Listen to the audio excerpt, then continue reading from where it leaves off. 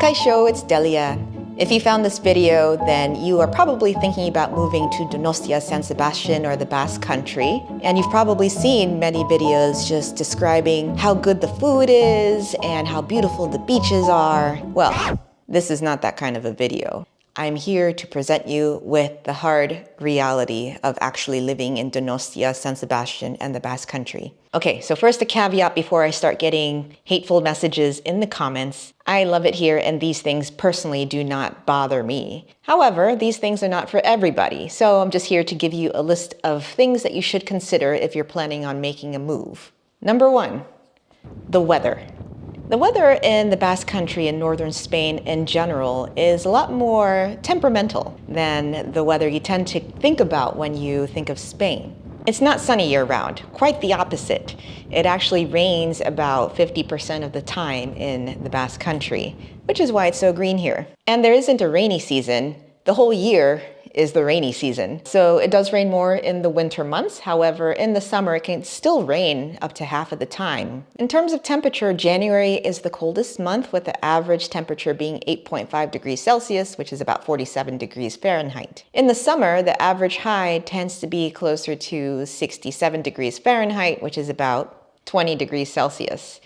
So it does tend to be cooler here than the rest of Spain. Additionally, the weather seems to change on an hour-to-hour basis. You can wake up in the morning and it's a nice cloudless day, the sun is out, the weather is warm, and you go outside and all of a sudden a rain cloud comes out of nowhere and you're stuck in the rain with no umbrella.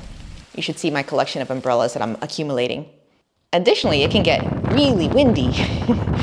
People who live here have just gotten used to weather just being a regular part of life, and they get through their days just accommodating to the weather. Number 2, Donostia-San Sebastian and the Basque Country in general might not be for you if you are a vegan.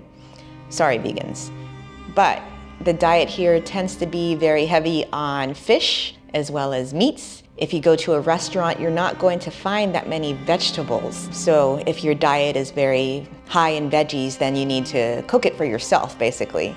The grocery stores do carry a lot of fresh produce at good prices, depending where you go. So it's still possible to be a vegetarian or vegan and live here, but it's challenging if you go out to restaurants.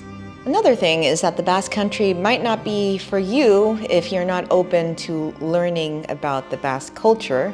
You should be open to learning about the Basque culture, learning a little bit of Euskara, and assimilating into this local environment. It really is that culture that makes this such a great area to be in. Now, I've heard criticisms that the Basque people aren't very warm and they might be abrupt and rude. However, I don't think that's true. It depends on what you're used to and where you're coming from. Me personally, I'm from New York originally, so I'm used to people just being direct. I think that the Basque people are actually very true to their word, hardworking, and yes, they are reserved. However, once you make that connection with them, I think that they can end up being true friends that you can count on.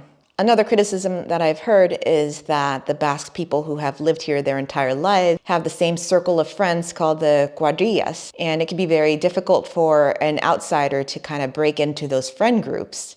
I haven't been here long enough to really comment on that. However, in the last month that I've been here, I feel that I have met warm people who have been texting me and following up and wanting to do things. And maybe I've just been lucky, but I think that it's definitely possible to make friends with the locals. Another thing that could be difficult if you live in the Basque Country is, of course, the language. Euskara.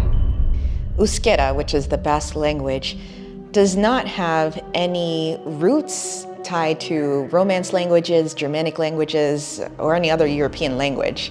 It is its own thing.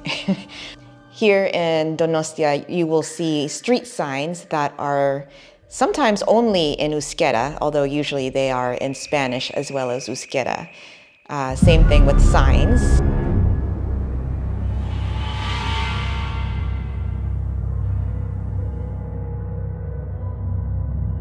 Good luck learning street names around here. People have asked me if Euskara is necessary to live here in Donostia. Truthfully, it's not necessary. You can definitely get by speaking only Spanish, And even there are several local people who do not speak Euskara who are of Basque origin. If you go out into the smaller villages, however, then you're going to hear Euskara more commonly. There are even Basque people in those villages that do not speak Castellano or Spanish.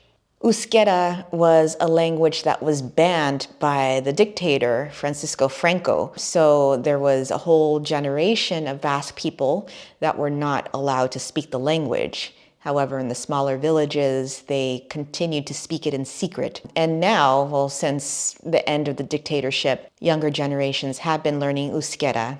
If you are planning to live here and you have children, and you're planning on enrolling your children in the local schools, most likely they will be learning Euskara.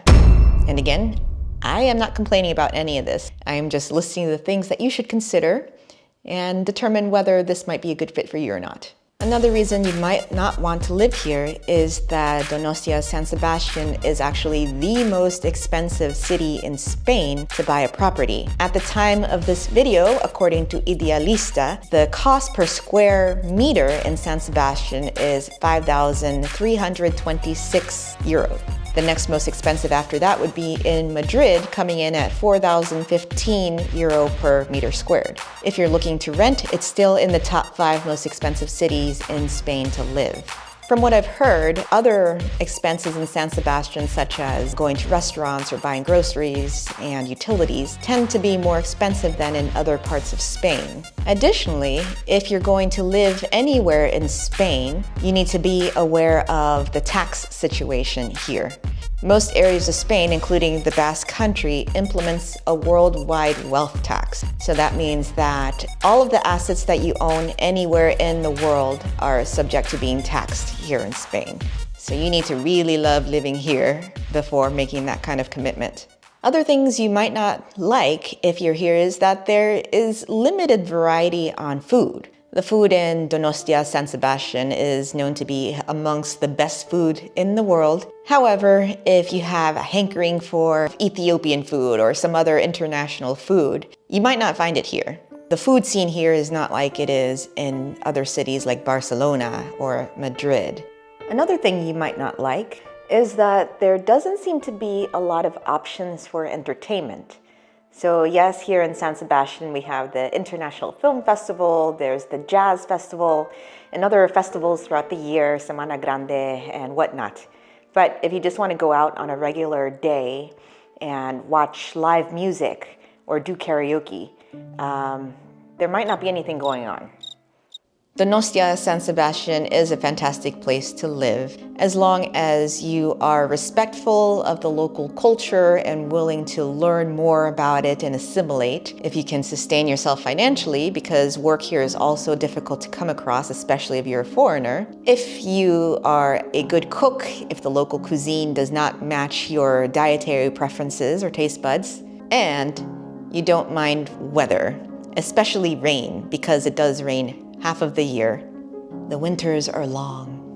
Oh yeah, and if you don't mind pretty much half of your money going to taxes, you must really want to live here in order to make that kind of commitment. That's all for today. Thank you for watching. Agur!